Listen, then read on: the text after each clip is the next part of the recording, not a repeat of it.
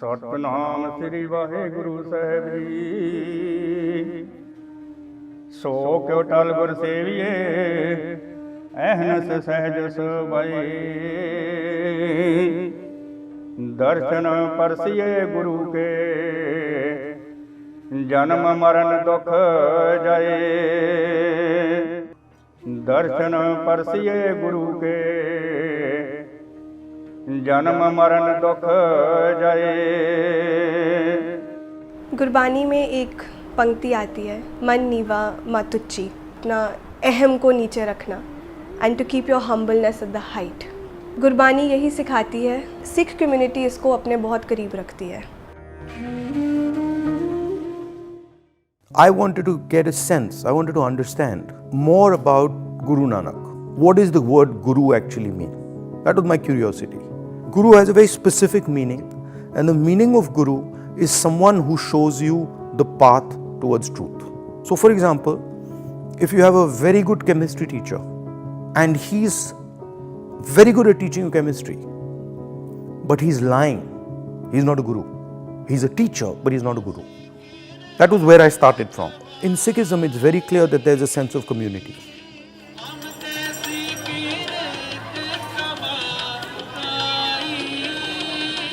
He wanted someone to explain to him the fundamental principles of how the Sikh religion evolved, what are the practices and what is the history of Sikhs.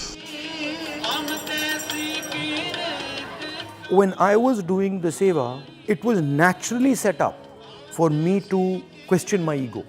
There, the community is helping you do it. So the community is saying the three tenets.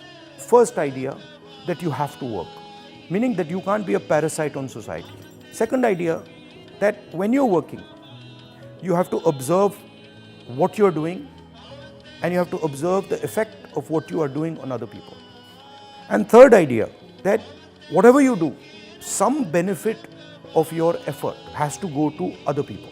So that immediately builds a community. And it's the community that acts as a vehicle for challenging the idea of the self, for challenging ego, for challenging hatred, for challenging violence. To me, the most foundational thing is that the entire concept is built on affection. And the entire concept is built on respect of the other. Not just respect of the other person from your religion, but respect of the other from every religion. Some of why I thought I should go and see the Golden Temple. I had been there before. And the interesting thing was that when I went there before, I matha tekoed and I sat in Harmandir Sahib, but I didn't do seva. Now when I did seva, it completely transformed the experience for me. Because I felt when I am quietly cleaning the katori, I'm suddenly feeling that, oh, I'm part of a group of people who's cleaning this katori. And I am doing the work that is promoting what Guru Nanak said. I am part of community, a larger system that is protecting an idea. So that was very interesting to me. Each one of the sevas I made friends with a little girl in the shoe seva, which frankly I really loved working with her. She's very cute. And then there was a couple little kids also. And then even other people who I met, really who were very affectionate.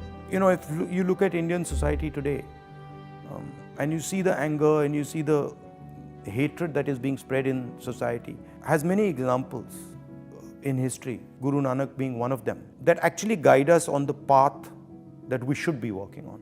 And it's unfortunate that with such a treasure that this land has, we don't seriously look at that treasure. We are so busy doing our thing, trying to succeed, trying to impress other people, you know, trying to make money, trying to be famous, that we forget that actually the real treasure that India brings to the world, probably more than any other land, are these great people.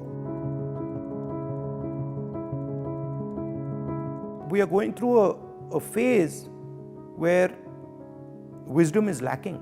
Wisdom is not how intelligent you are or how smart you are or how clever you are.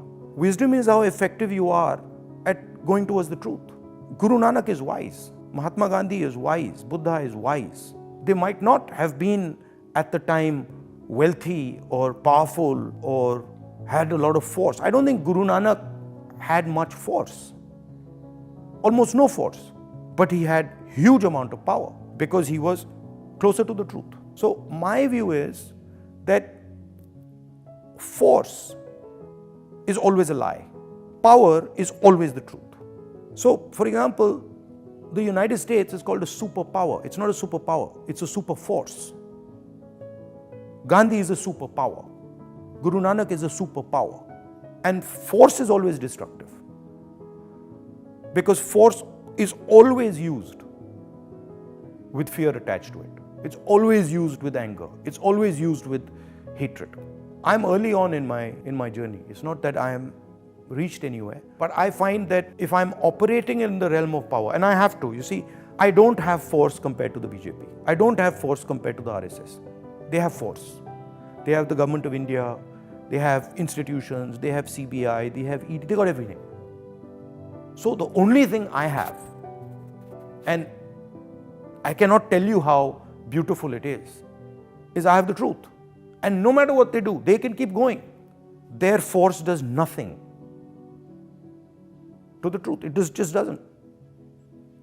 So that's what I would like young Indian people to understand. I am very happy that Rahul Gandhi understood this, and he did not come like any other VIP जो आते हैं यहाँ पे और वो मत्था टेकते हैं और चले जाते हैं.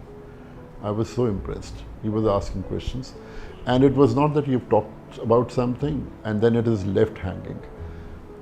It was concluded, the observations were there, and then coming to a crux. भाई ये बात है, अच्छा ये ठीक हो गया. Ab then we would move forward. So it was a very, very engaging conversation. I feel that बार साहब एक ऐसी जगह है जहाँ पे आपको जाके पीस मिलता है. अगर वो खुद वहाँ पे जाके सेवा कर रहे हैं तो एक सेल्फलेस जेस्चर है. People will get influenced by what he is doing, and I think they will also come forward doing it. सेवा की जहाँ तक बात है, गुरबानी में कहते हैं निमाणिया दा मान. That means he is there for those who surrender themselves to him and letting your ego go. सेवा आप में यही जगाती है. That is the message.